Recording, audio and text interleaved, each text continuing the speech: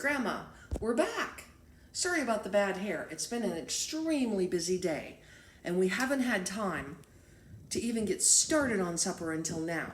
We're running a little bit behind. So Grace, tell the people what we're making tonight. Okay, so tonight we are working on some pizza dough, and we're going to make hamburger pizza, which is like just pizza with hamburger on it instead of pepperoni. Okay, so what we're going to do is we're going to take 1 1/3 cups of warm water, and the warm water activates the yeast. So 1 1/3 cups of warm water. We have 2 1/2 teaspoons of yeast. And so we're going to put the yeast in, and then we have 1 tablespoon of sugar. And the sugar is going to activate that yeast and make it happily start blooming.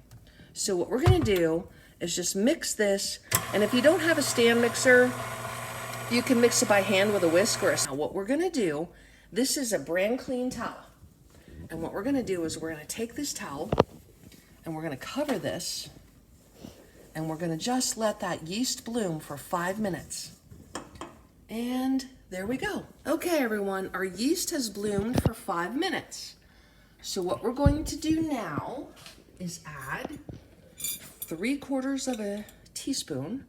So there's 1, I'm using a quarter, 2, 3/4 of a teaspoon of salt, 2 tablespoons of olive oil, and let's get that all out of there and into the bowl. I washed my hands so my fingers are clean. And there we go, 2 tablespoons of olive oil. And we're also going to add 3 1/2 cups of flour, which is quite a lot. Here it comes. 3 1/2 cups of flour. Watch out, Grace, this is going to be messy. 3 1/2 cups of flour. All right. So we're going to get all that into our yeast mixture, and then we're going to turn the mixer on, and we're going to mix this for 2 minutes. Here, everyone, we're back. We kneaded the dough in the stand mixer with the dough hook for 2 minutes. Now, if you don't have a stand mixer with a dough hook, not a problem. Just do it by hand with a wooden spoon. Now what we're going to do is we're going to flour our surface, and we're going to turn this dough out onto our floured surface. And we want to make sure we have plenty of flour, because things get sticky from here. There, we got a floured surface, we have dough. Now, what we're going to do is we're going to knead this dough. So push forward, fold it in, roll it back, push forward, fold it in, roll it back, and we're gonna do this for about 3 minutes. So Grandma's gonna get an arm workout, and we will be back to you in 3 minutes. Grace is getting some kneading time in, because Grandma's arms got tired. So keep kneading that dough, Grace. Forward, back, pull it in, push forward. Good job. Back in another minute. Okay, guys, we've kneaded our dough for 3 to 4 minutes, and it is just nice and doughy and springy. When you touch it, it very slowly comes back, which means it's ready. Now, what we did while we were kneading, Grace took over for me, is I filled up our bowl with some oil, right? So the bowl that we mixed the dough in is now oiled, and what we're gonna do is lightly coat the dough in that oil so that it doesn't stick. All right, Grace, you getting all this? Yep. Okay, so we now have a nice ball full of dough that's oiled. We're gonna drop it in that bowl, and I can't touch my towel at the moment, but we're gonna cover that bowl with our clean towel, and we're gonna put it in a warm, dark place for anywhere from 60 to 90 minutes. It needs to basically double in size. So generally, I just put mine, because it's dark and warm, in the oven with the pilot light on. So I just usually cover my bowl and set it in the oven, and we'll come back in an hour and see if it's doubled in size. All right, our dough has doubled in size. So we're gonna dump it out of the bowl and put it onto a lightly floured surface. Punch it down to get any air bubbles out of it. All right, that should be good. Now, this dough is designed to make two 12-inch pizzas. So you can cut it in half and freeze half in a freezer bag and make the other half as a 12-inch pizza. Or in our case, we're going to make one big pizza.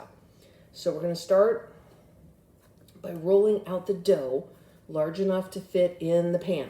Okay, so I have been told that our videos are getting a bit long, so I'm gonna talk while I'm working and hopefully shorten these up into little smaller snippets.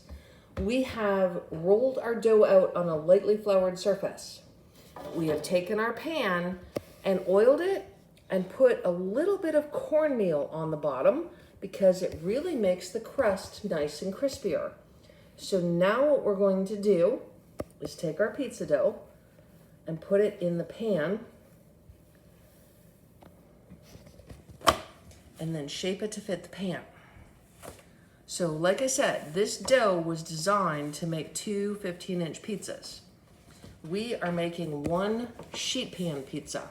You can see we've spread our pizza dough out to the size of the pan, and what we're going to do is cover it lightly with a towel and just let it rest for about 5 minutes while we prepare our pizza toppings and clean up this mess. Be right back. We're back. Our dough has rested. Our pizza toppings are ready.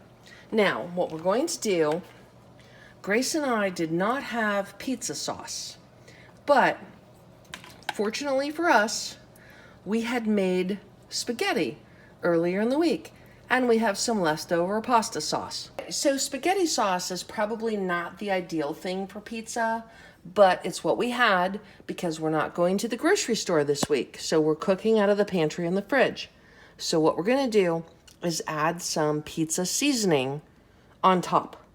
Okay, so our spaghetti sauce is on, our pizza seasoning is on top of our spaghetti sauce.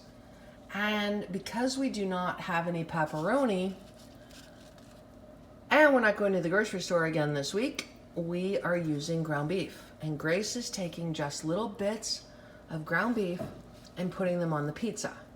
So while we're doing all these pizza toppings, your oven should be preheating to 475.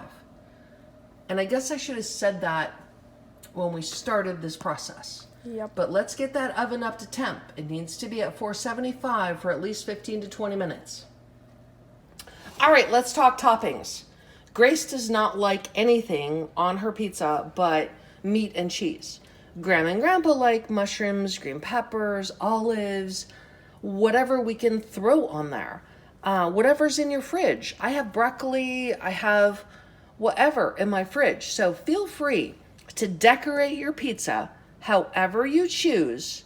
And let's bake this baby for about 15 to 20 minutes. Then we're gonna take it out. And once all the ingredients are baked off, we'll put the cheese on. All right, our pizza has come out of the oven. It's been in at 475 for 15 minutes. All of our toppings are cooked. The ground beef is beautifully browned. And so now it's time for cheese. And all we're doing is sprinkling some mozzarella on top. And we're gonna put that back in for 5 more minutes and let the cheese brown. All right, we're taking the pizza out of the oven. It's been 5 minutes. The cheese is melted. All we had in the fridge was mozzarella and a little bit of Parmesan, so we threw them both on there. Now we're gonna take our pizza cutter and cut into the pizza. And this is our pizza recipe. Enjoy, everybody.